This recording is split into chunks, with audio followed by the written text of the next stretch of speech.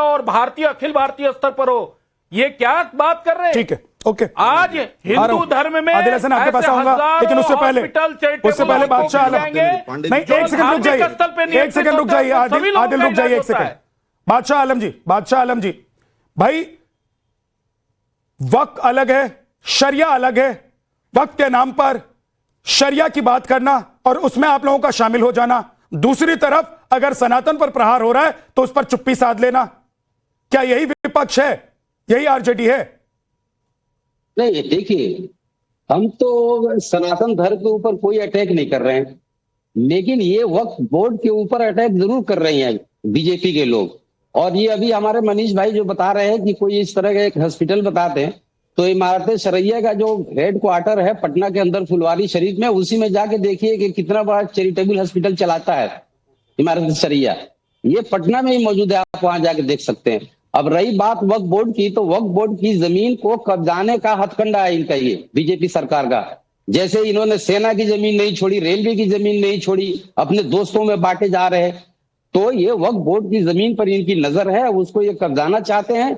और जहां तक शरैया की आप बात कर रहे हैं, तो इमारत शरैया मुसलमानों के लिए जीने और मरने का एक इदारा है, उसके हिसाब से मुसलमान अपनी जिंदगी तो शरीयत में कहां कोई छेड़छाड़ कर रहा है?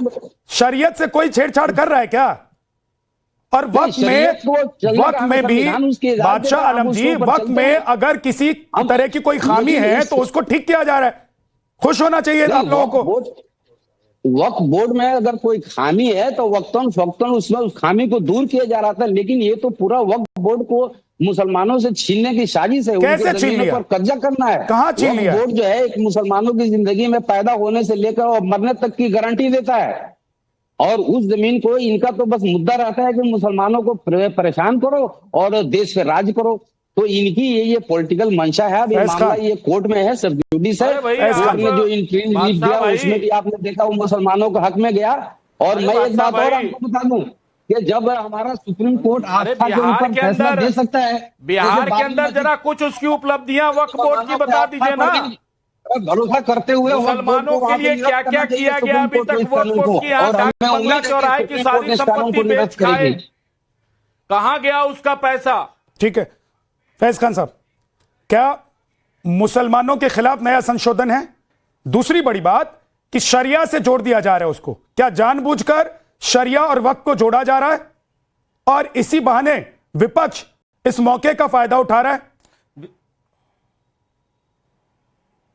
बिस्मिल्लाहिर्रहमानिर्रहीम रब्बिश रह ली सदरी व यस्सिर ली अमरी वहलुल उक़दतम मिन लिसानी यफ़क़हू क़ौली। भारत माता की जय, जय हिंद। प्रधानमंत्री श्री नरेंद्र मोदी जी ने भारतीय मुसलमानों के लिए सबसे ऐतिहासिक, सबसे बड़ा कदम उठाया है। वक्फ अमेंडमेंट एक्ट मुसलमानों के हक में है, इस देश के हक में है। जिन लोगों को समस्या है, समस्या ये है कि वो लोग वक्फ की प्रॉपर्टी पर अवैध कब्जा करके बैठे थे, चोरी कर रहे थे, वक्फ का पैसा खा रहे थे। इतनी बड़ी जमीन है वक्फ की, उसकी इनकम जो निकल कर आई मात्र 126 करोड़ रुपए, यानी कि बाकी पैसा कहां जा रहा था? ये लोग खा रहे थे। अब इनको दिक्कत ये हो रही है कि इसमें पारदर्शिता आ जाएगी, कलेक्टर के हाथ में पावर आ जाएगा, controller and auditor general, Bharat का सबसे बड़ा ऑडिट अधिकारी, इसको ऑडिट करेगा और इसके ट्रिब्यूनल के अलावा हाई कोर्ट, सुप्रीम कोर्ट में भी इसकी सुनवाई हो सकेगी। कुल मिलाकर पारदर्शिता आएगी, अस्पताल बनेंगे, स्कूल बनेंगे, अच्छे मदरसे बनेंगे, मस्जिदों का मैनेजमेंट अच्छे से होगा।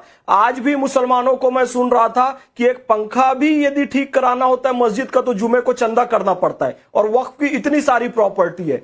तो सीने पे सांप उन लोगों के लौट रहा है जो वक्फ की प्रॉपर्टी का दुरुपयोग कर रहे थे। इसमें कई राजनीतिक दल भी शामिल है, और मैं खुल के कहूंगा इसमें समाजवादी पार्टी और कांग्रेस के लोग भी शामिल है। आज जो बाबा बागेश्वर अस्पताल बनवा रहे हैं, गौशाला चला रहे हैं, उस धन पर इनकी नजर है, लेकिन इन लोगों ने वक्फ के नाम पर कितनी सारी अपने लोगों को जमीन दे दी और उसका फायदा ये खुद उठा रहे हैं। ऐसा नहीं है कि मुसलमानों को उसका लाभ मिल रहा है। और फिर मैं कहना चाहूंगा, एक चोर हुआ, चोट्टा हुआ कासिम रिजवी, उसकी जायज औलादे यहां पर जो बैठी है, पाकिस्तान का जिंदाबाद का नारा लगाने वाले, जो हैदराबाद को पाकिस्तान में मिलाना चाहते थे, आज वो लोग हमारे वक्फ बोर्ड के चेयरमैन हैं जो पारदर्शिता से काम कर रहे हैं उत्तराखंड के, उनके बारे में आप शब्दों का प्रयोग कर रहे हैं। लेकिन कासिम रिजवी की औलादें, गूगल करके सर्च करना कासिम रिजवी कौन था जिसने ये कहा था कि हिंदुओं का कत्लेआम कर दूंगा हैदराबाद में और हैदराबाद का झंडा ले जाकर निजाम का लाल किले में फहरा दूंगा। ये लोग तिरंगे वाले नहीं है, ये लोग निजामी झंडे वाले हैं।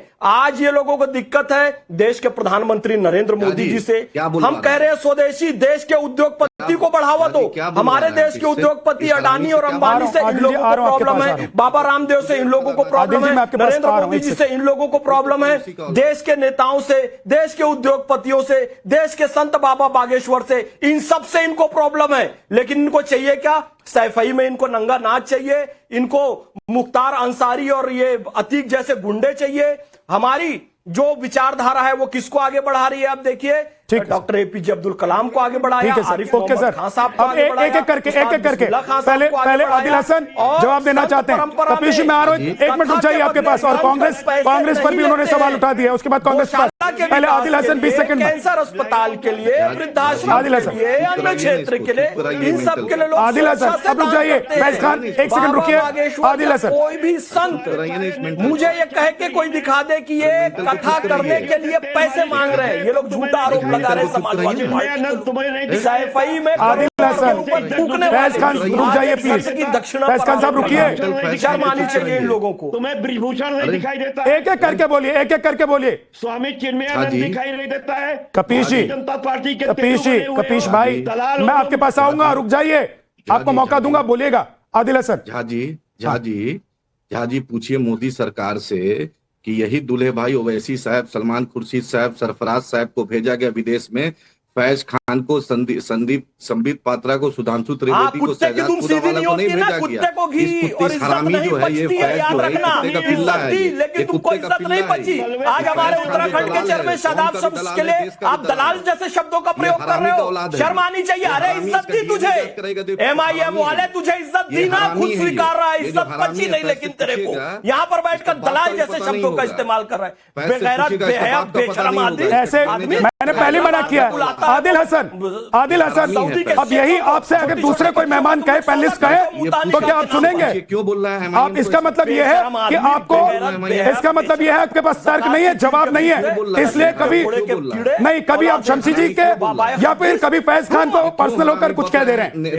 रुक जाइए, 1 सेकंड रुक जाइए। कर रहा था तब ठीक था, जब से आदिल हसन का ऑडियो डाउन कर दीजिए। आदिल हसन, ऐसे नहीं, डिबेट में ऐसे बातचीत नहीं हो पाएगी। बंद क्यों नहीं करता है?